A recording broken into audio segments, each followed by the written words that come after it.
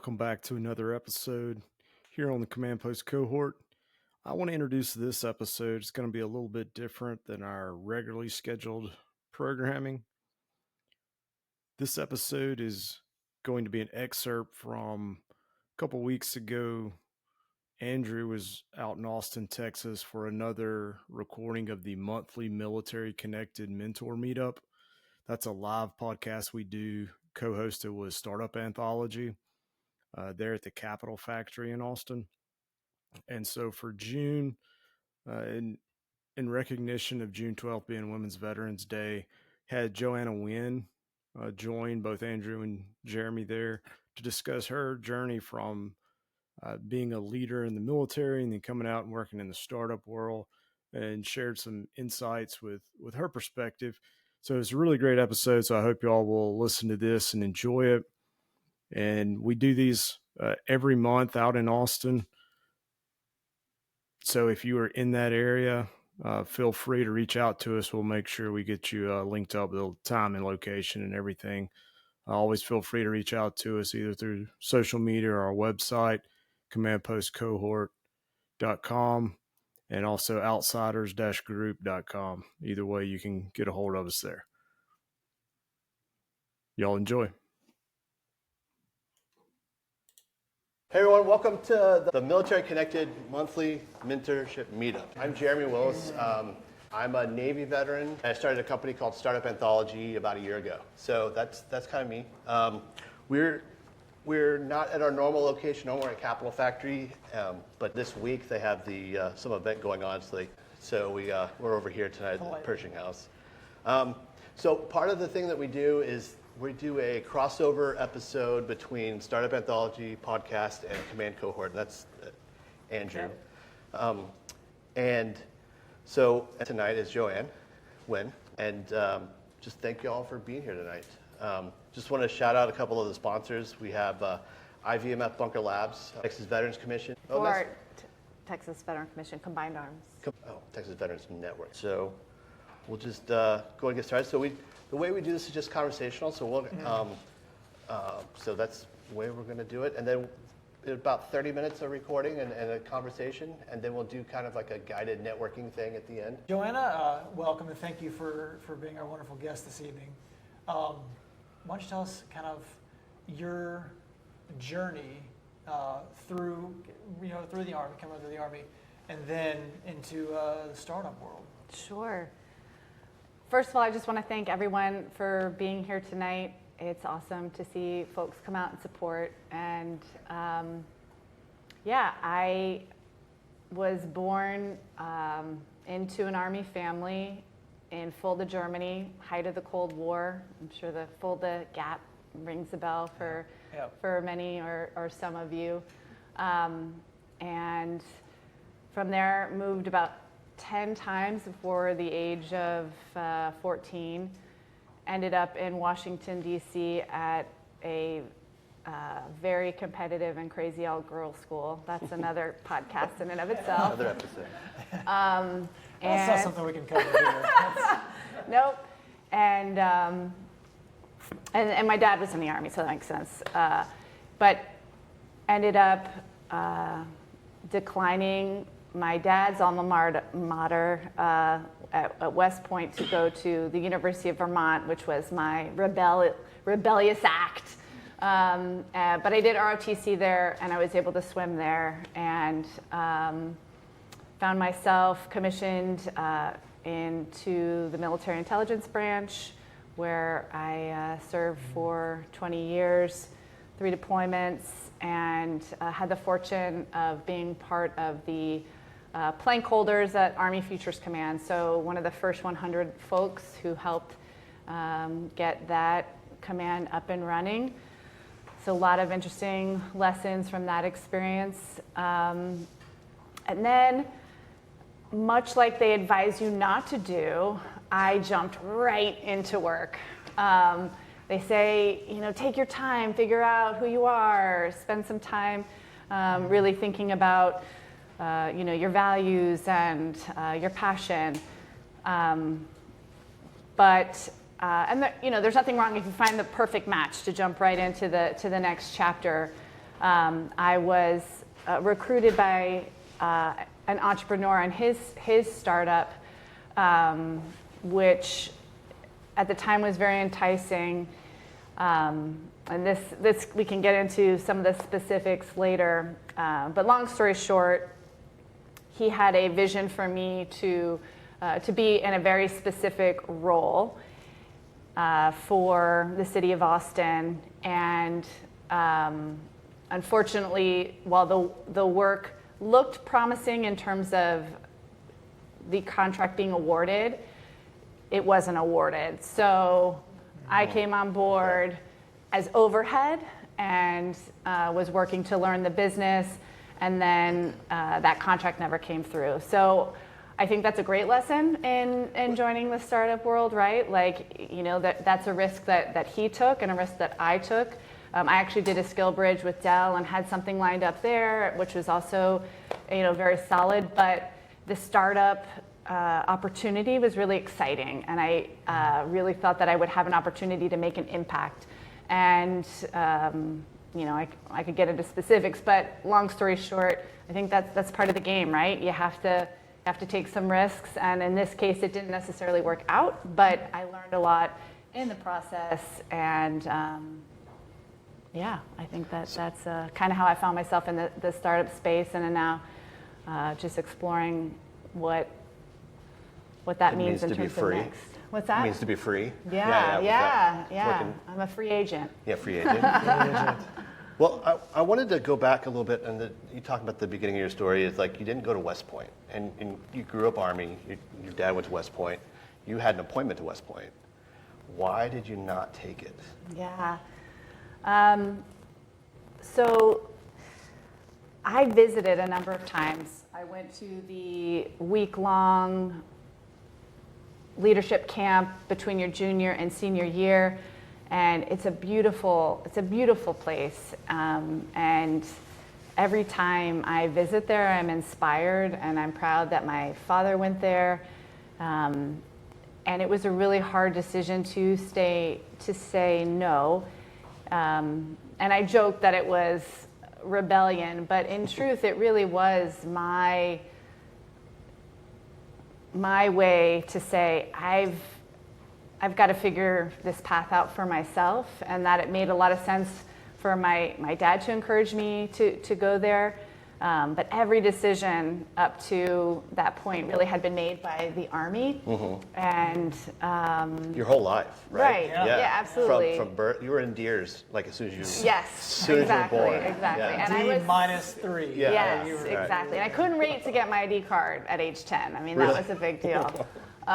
But yeah, I visited, and I didn't feel like it was the place for me.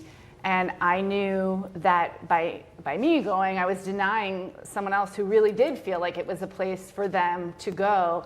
And I wanted to chart, you know, my own path. And ironically, ended up staying in for a full career, which none of my West Point colleagues ended up staying in for 20 years. Not that that makes, you know, any difference, but I found my own way, and and that was important.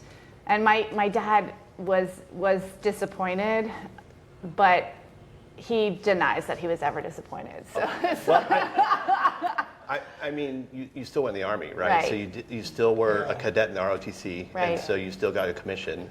So, I mean, there's maybe a little bit of time. He's like, oh, come on. But then you ultimately had a 20-year career. yeah, So- no, absolutely. And I feel kind of blessed to have the best of both worlds, and that the West Point community and family is so strong that just by my father being an academy grad, I feel like his class was so supportive of me, and so I really benefited That's from cool. that special alumni network in a different way. So why did you end up joining the Army? Like, why did you end up going to the ROTC? Is that a guilt because you didn't go to West Point, or was it? I mean, there was a little bit of compromise there, Okay, right? I yeah. definitely think that because I moved around so much and was sort of creating not necessarily creating a new identity ever anywhere I went. It was sort of survival, right? Like, what are the conditions that I'm faced with in Fort Polk, Louisiana versus A lot of things. right, versus living in Central America, and like very different worlds, and yet they were butted up against each other. And so at a young age, you're kind of just in survival mode, but not realizing that you're in survival mode.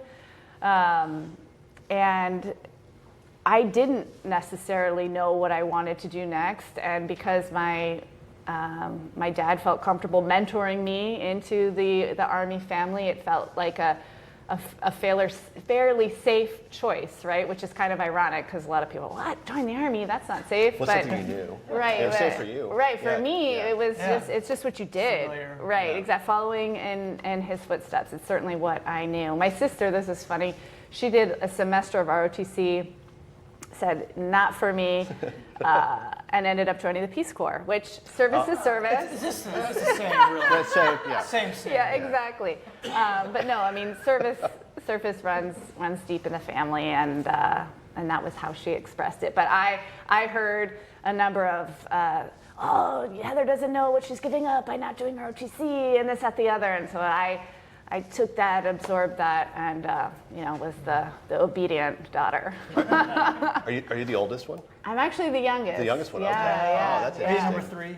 I'm number No, 3. I'm two. I'm Oh, two. Only see. two. Number 3. They're babies. They're the rebellious ones. But they're 6.5 years apart from us, and I they see. say that that's like two only children. I don't know. So you said it was kind of like your rebellious act, right? Not going to West Point. So do you think there are parallels, perhaps, between like a rebellious act, choosing not going to West Point, choosing not going and working for Dell? Is there any similarities in that? You know, I hadn't thought of that, but I do think that there's something to be said about something inside of me that is interested in exploring what's possible outside of what society says should be the way. Choosing a harder route potentially, not that that's the best thing to do, but something that I can make my mark on, I think has always sort of intrigued me. I mean, that's an interesting thing that I need to journal about one day. I think it's interesting too that you've made two big decisions, right? It was to go to University of Vermont, and that was not the norm. And then it was to do a startup, work at the startup here in town, and do the Dell thing. So it's like there's like these two big milestones of things happening. And in fact, just like our pre-interview we were talking about, you did a startup in the Army with Army Futures Command being a plank holder, which I didn't realize. I was a plank holder for the USS North Carolina, the shipyard in Virginia. So I kind of know what that's like. Yeah. What was that experience like? What was the going Sure. there of being really, really early on at a brand new command? Yeah. So it was super exciting. General Murray, who was the first commander of Army Futures Command, used to joke, but there was so much truth to it, that we were a startup in the middle of a major merger acquisition, because there was so much that had to be figured out in Austin, and in terms of how the organization was going to wrap their arms around the thousands of people and the dozens of organizations that had some role in modernizing our Army. And I would say the energy in downtown Austin was palpable. Everyone was excited about the potential to do things differently, to break down silos, to cut through red tape, to figure out new ways of doing things, because collectively the Army leadership had agreed that the old ways of doing business weren't working. What was really interesting, having been there at first as part of the Intelligence and Security Directorate, and then later as a support battalion commander, was watching the turnover. So people that were initially assigned to Army Army Futures Command as a task force were very deliberately selected to be part of this new thing that was going to require a lot of comfort in discomfort, that were willing to work against the ways things have always been done. So not big Army. Right. In fact, we had this acculturation process, which is a week long, and we initially were going to go by first names at Army Futures Command, which Wow. yeah, That's a big deal. exactly. I didn't know I had a first name, and I just wrote that out to qualify. Yeah. So General Murray was comfortable to the point of being called like General Mike. You know, even that was like, what? It didn't make sense. And we're conventional, right? It's not the special forces. We were a conventional unit. So this idea was really foreign to a lot of people. And I remember having a major disagreement with a sergeant major one of the first weeks I was there, because he just thought this was the most disrespectful thing ever. Like, people had worked for their rank and they deserved to be called, you know, Sergeant First Class this or General that. And my thought was like, hey, we got to buy into this, right? Like, if we're going to do things differently and we're going to build a different culture, we got to be all in. And so we eventually came to terms, but that was an illustration of a lot of the conflict I think that many people had. Some were totally all in, and others came to Austin because there was a lot of hiring happening. People thought, hey, this is a great place for me to retire, and they need people. They weren't necessarily bought into the concept, they just saw the opportunities. So there was this interesting clash of people who were totally committed to a new way, and then folks that were excellent in doing well in the Army that we knew, and not necessarily the organization that we were driving to move toward. Yeah. It's like it crept back in. Yeah. Despite your rebellious first name. Right. Yeah, well, right. And do they still do that there? No, Okay. absolutely not. No. And I would say that with every PCS, people would come and say, what the heck? What are you guys doing? You know, and there was some truth to it, right? Like, we went so far left of what was traditionally accepted in the halls of the Pentagon that we were misunderstood completely. Like, we had just different names for standard functions. And so we thought we were being innovative, and the Pentagon was like, what are you talking about? Like, you guys are operations, stop calling it what was it called? Yes, exactly.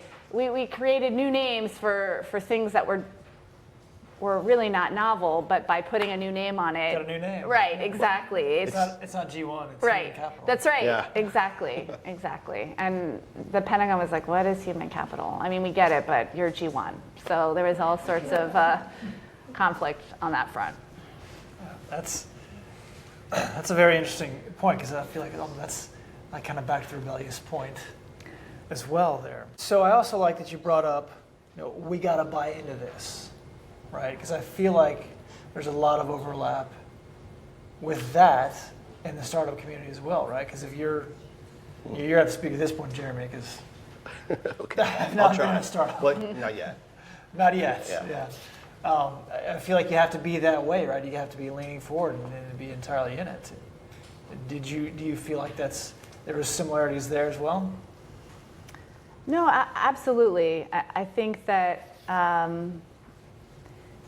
sort of mirroring my experience at Army Futures Command against my startup experience, I feel that I was really excited about the idea of doing things differently in the Army, because I saw throughout my career that a lot of activities and decisions were made without a whole lot of questioning of why we're doing it. We're doing it this way because we've always done it this way. Groupthink. Right. Yeah. And Army Futures Command was really committed to not doing that. But it did require a certain amount of buy-in and passion to that end. Now, the startup that I joined, I was very interested in learning more about, but it wasn't my startup, right? Like I found my way into it because this individual saw potential in me to help serve his mission, and I sort of convinced myself that I could be bought in, but over time realized how important it really is to be passionate about what you are doing, because if you're not, you start to see the cracks, I think, a lot sooner, right? You start to see, why are we doing it this way? And, you just, I don't know, you're not willing to compromise, I think, as much as when you're fully vested, and you start comparing it to other experiences rather than maybe just trying to trailblaze your way through under these startup conditions. Okay. How did you're talking about the start off first names and then now obviously not. What was else happened in that transition as Army Futures Command started the clash, the different people that are there that comes in from like Sure. DC or they're only Yeah. thinking about their next rank instead Sure. of like innovation and trying to figure out how to make the Army better. I think it's human nature to default to what you know. And if you are not part of that initial excitement, there needs to be a deliberate effort to bridge the gap, right? If you're coming from a conventional organization and then you fall upon something that doesn't look like what you're accustomed to, if there's not a conversation that says, hey, we're still figuring it out, this isn't perfect, but this is the way that we're doing it now, and this is why we're doing it this way, and we need your help to make it even better, then the frustration of the inevitable challenges of a startup compared with the comfort of the way things have always been done, and maybe they're not the best way, but they made sense within the context of the organization that I came from, and I could see how it could apply here. It's really, I just think it's human nature to fall back on your own system. So I use the example of just like a CRM or even dialing it back to SharePoint. Like if you don't have systems that help flatten information, everyone's going to default to the attachment on the email. It's just like the easy way, right? And then your knowledge management is totally busted, and there's silos. So it's just one example of things I saw that we had so much potential, and yet we had actually regressed in a lot of capability that was available in other parts of the Army simply because we were also new that we ended up reverting back to things that were just sort of the path of least resistance. And that became more and more the case, I think, as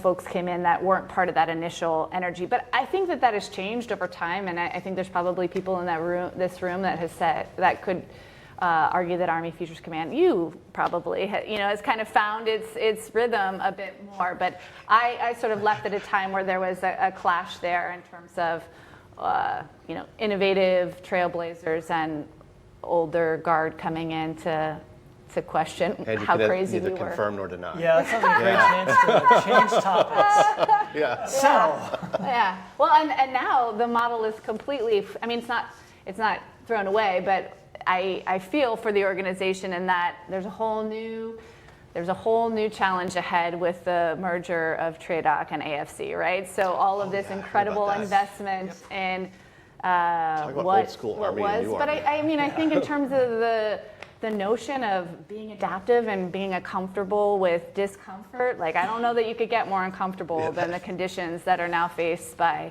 AFC and TRADOC, right? Yeah. And so the people that have been there, plank holders that are still there, hopefully will be more seasoned and open to dealing with this next curveball, maybe? Yeah. So Okay. now for something completely Yeah, different. something completely different. We're gonna moving right take a along. hard left here. Yeah. We can edit that out too. So, with your experience, almost really in 2 startups, right, outside and inside, so to speak, tell me about Legos. Oh, goodness. So when we were having just a quick conversation about whether or not this would be a good fit, I was reminded of an article by a woman named Molly Graham, and she worked at Facebook and I want to say, a couple of other major tech startups, and now is doing her Google, yes. Google. And she really became an expert in rapid scaling of organizations, and she created a analogy related to scaling, dealing with Legos. So imagine you've got this great project, building this amazing tower of Legos, and yet you're wearing multiple hats, you're doing all the things. The project is starting to get higher and higher, and as you're managing all these elements of building this thing, you realize that you need more help. So you start bringing people on, and other people start playing with your Legos, and the more they start playing with your Legos, the less comfortable you are with giving your Legos away. And rather than sort of embracing this newfound help that you have, you can feel almost like a kid. Hey, give me back my toys. Like I know how to build this thing, and this is my tower of Legos. And what she offers is that by sharing your Legos, by divesting some of the responsibility that you initially had in building your Legos, you're able to focus on the next game or the next opportunity. So having a comfort in not just delegation, but really focusing on more strategic roles so that you have the bandwidth to take your organization to the next level, to truly help scale it. Because if you're focused down and in and where the next piece goes on the Legos, you're not thinking about the next building that you can build. And I did find a little bit of that tension in the startup that I was a part, because I was someone who was new, had a lot of energy, had a lot of experience, and I was wanting to play with the Legos. And I'm not sure that that they were totally ready, right? So you have to be ready to scale, I think. And Okay.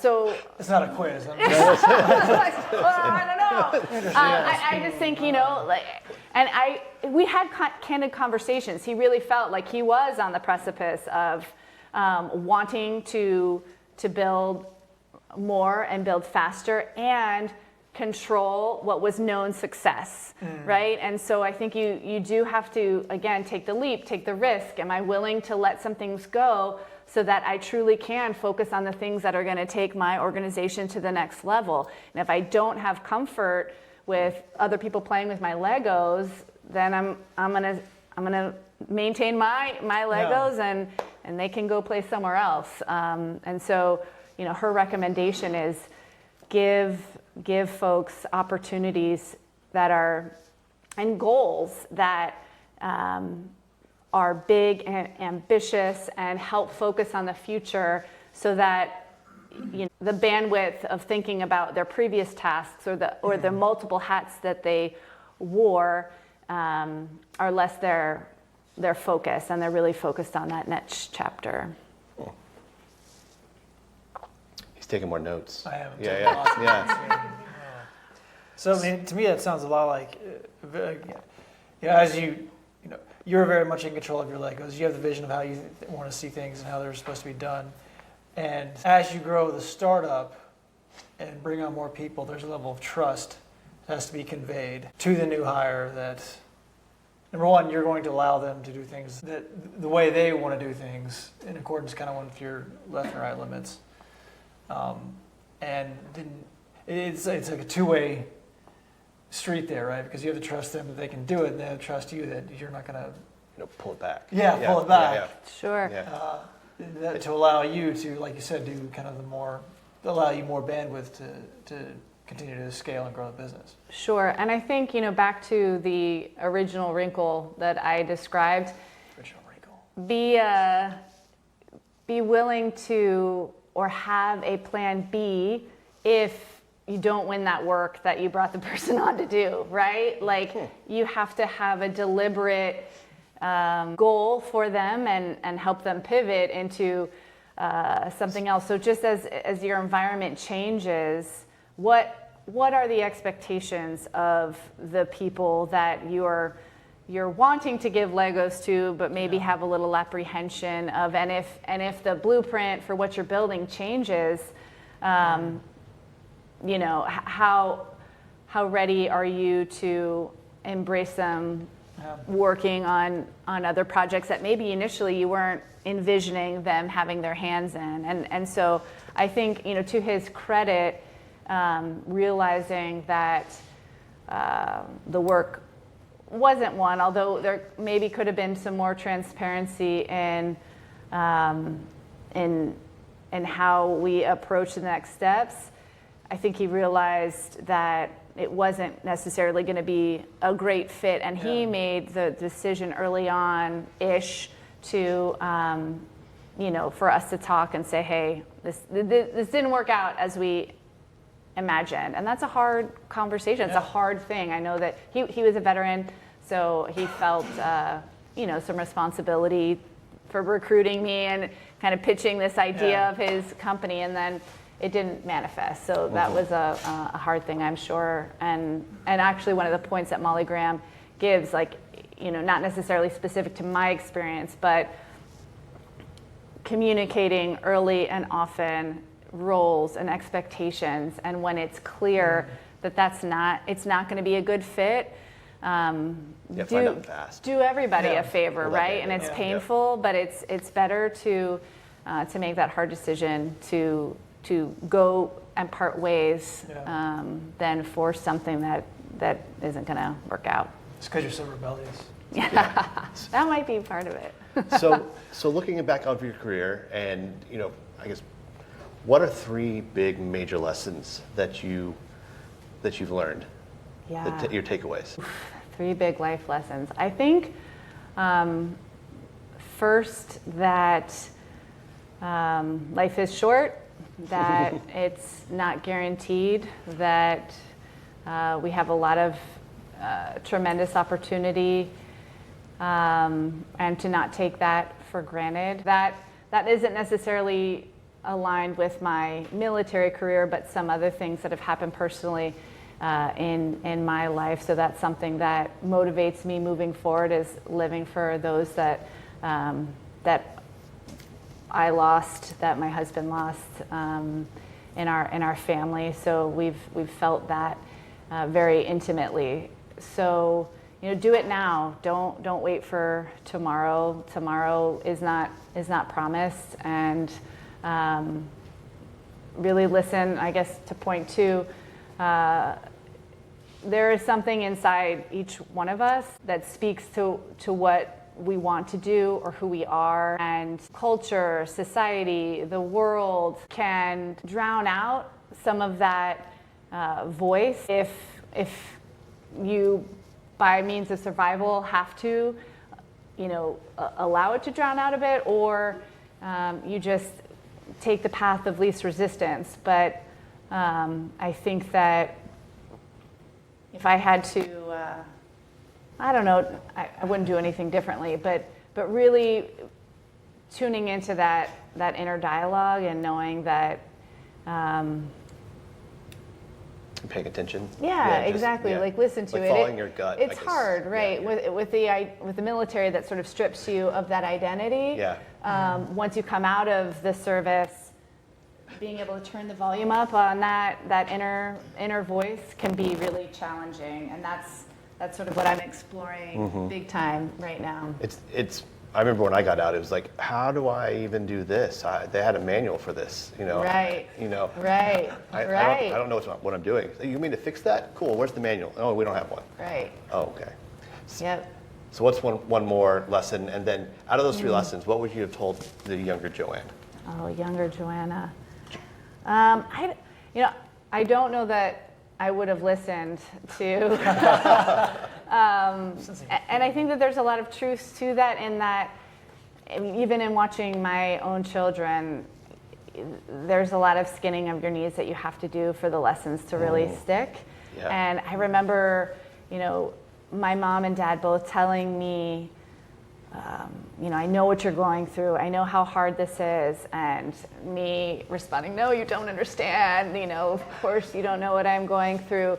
And now as the parent, now as the adult, like seeing my son struggle with things that I know are going to get better, that just through the repetitions of life experience, you can get through. But it's those first and second times that you're faced with really difficult things that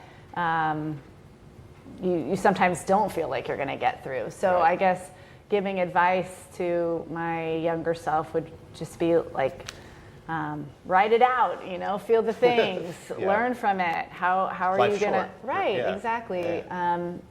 This happened. What are you going to learn from it? How are you going to make the most of it moving forward? I think that's a big thing, because failure is a great motivator and a teacher. Because if you're always winning, you don't know why sometimes. So, but when you fail, oh, I did that and that didn't work. It's not necessarily my fault or not, but I won't do that again. Sure. So- Well, I will share that, like, in this period of sort of self-discovery and reflection, you read a lot of books, you listen to a lot of podcasts, and that's certainly a theme that comes up, right? Like, Yeah. the most successful people are those that have just continually failed and have not let that stop them. They've dusted themselves off and figured out how to pivot, how to maneuver, how to learn, how to take that scar to make it hurt less the next time, right? Like, it's just relentless pursuit of their Resilient. vision. Yeah, resiliency. Right, Yeah. exactly. Which the Army teaches you a lot of, but it's not necessarily yours to own. And I think as a startup, there's this responsibility that is so tremendous, that you have to really trust yourself, that failure is just one of the ingredients to success. Yeah. All right. I'm going to turn over for some Q&A. Yeah. Does anyone have any questions about the conversation for Johanna or myself or Andrew? Nope, not for me. Not for you. Yeah. He was taking notes the whole time. So busy writing. If no questions, we can just go around and then just introduce. Oh, sorry. I'll ask. There you go. Sure. There we Break are. the ice. Yeah, it sounded like a lot of your experiences were sort of universal and not like gender specific, but I'm curious. I know the transition period is hard for a lot of people. I struggled with it really bad the first time around. And so as a woman, do you think it's different transitioning out, like going into as you go into those first Sure. jobs? Let me interrupt real quick. What's your name? Ted Baker. Ted Baker. Cool. Make sure you introduce yourself. Okay.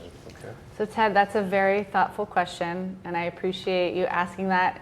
I don't know if you knew that tomorrow is Women Veterans Day, but very apropos to point that out. And I would say that yes, I can't speak from the position of a man, right? But one of the things that has struck me most, which I was not prepared for, is as a woman in the service, you just by ratios are very visible.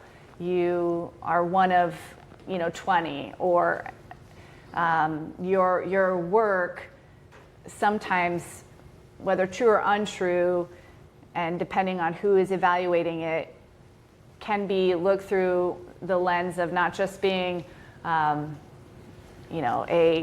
lieutenant, for example, but a female. So I remember as a lieutenant, I felt like when I made a mistake, it wasn't because I was a lieutenant. All lieutenants make mistakes. I felt it was because I was a woman sometimes. So I felt like a heightened sense of scrutiny and attention while I was in the service. coming out of the service, I felt that my service was far less visible than a man's service and what people think when they consider what a veteran is. And so you go from being like kind of spotlighted to almost not reduced, that's not the right word, but you don't fit the mold of what a veteran is, and you almost have to really more aggressively advocate for the fact that you served too. You did the thing that the guy did, right? Like, and people will often assume when my husband and I are out that he was the veteran, right? It's just the sort of the nature of the beast, I guess. And so it can be tiring to sort of have to I don't know, really advocate for yourself in a way that I don't know that male veterans have to in the same way. So I think that would be sort of the biggest thing that I have found that is something that I wasn't anticipating or expecting. But I will also share that I've been blown away by the amount of women that also feel that way and want to come together to create space to address that and find community. In fact, Jenny in this room is a founder of a startup that does just that. And I think that women are finding their ways to those communities to help mitigate that struggle. As always, take these lessons, use them, and spread them. Everyone is welcome in the cohort. Be sure to like, follow, and subscribe for more, and drop us a line at commandpostcohort.com to request a specific topic. We'll see you next time on the cohort.